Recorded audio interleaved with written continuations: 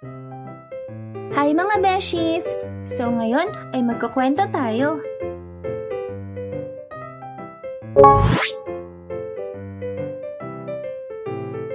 Nung bata ako, hindi talaga maiiwasan ang aking kakulitan.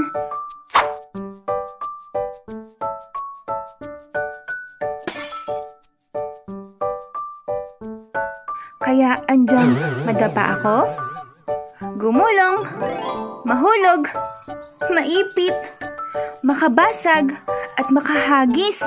Pero wala pa yatang cellphone o touchscreen ng bata ako eh. Pero, di ba, sino ang unang pumoprotekta sa atin? Di ba ating mama? Pero, ewan ko lang sa iba. Minsan kasi, mas protective yung papa nila. Or, iba naman yung way ng papa sa pagiging protective. Pero, di ba nga, si mama natin ay parang CCTV. Alam niya lahat ng ginagawa natin at ready siya to save us.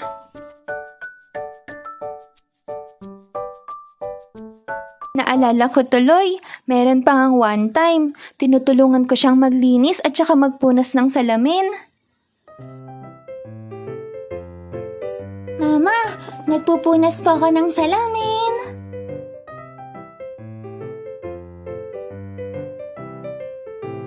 Ang cute-cute naman ng anak ko, nagpupunas ng salamin. Aminin niyo, di ba ang sarap-sarap sa pakiramdam kapag ka na-appreciate tayo ng mama natin kapag ka tinutulungan natin sila?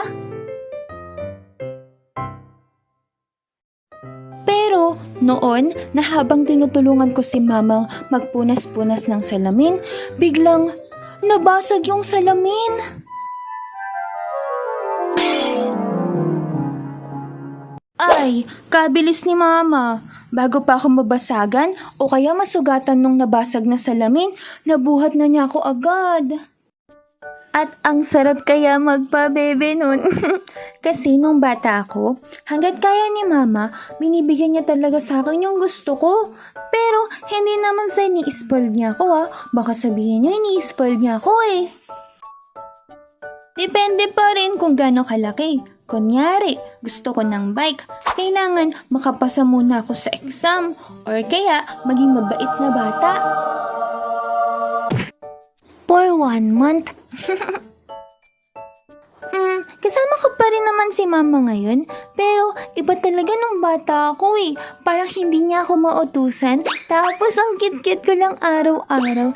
Ngayon kasi nautusan na niya ako maglaba tsaka maghugas ng plato eh. Pero okay lang naman.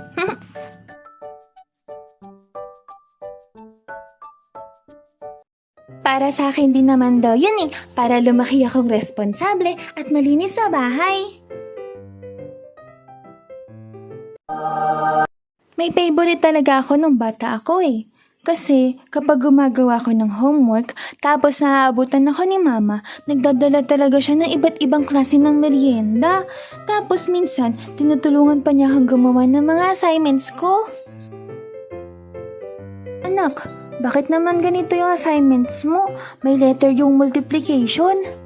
Di ko din po alam. Charing! Ngayon, na ako naman ng nanay ng aking mga fur babies.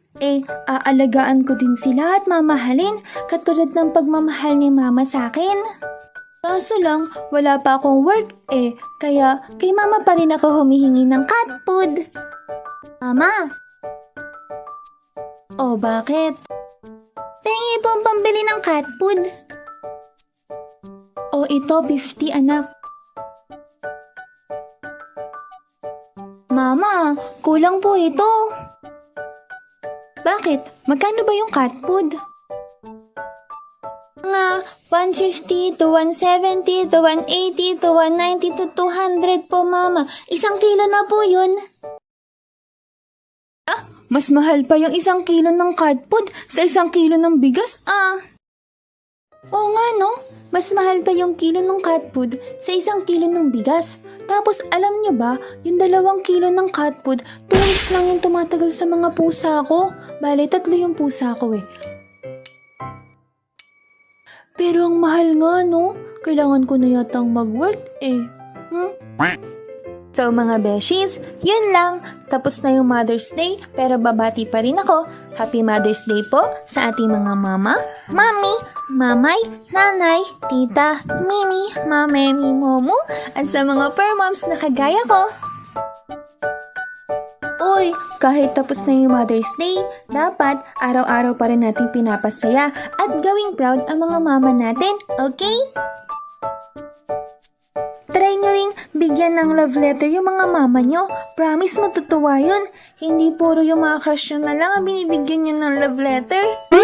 Sabay yaya sa Jollibee, ano? Ma, Jollibee naman dyan, oh. Joke lang.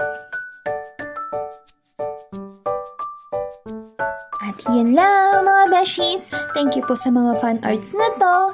Thank you Kalix sa 2 fan arts na to. At saka thank you Beshi Yan Yan. At promise ko itatago ko lahat ng fan arts niya mga beshies. So yun lang. Like and subscribe. Thank you, thank you. Please do like and subscribe.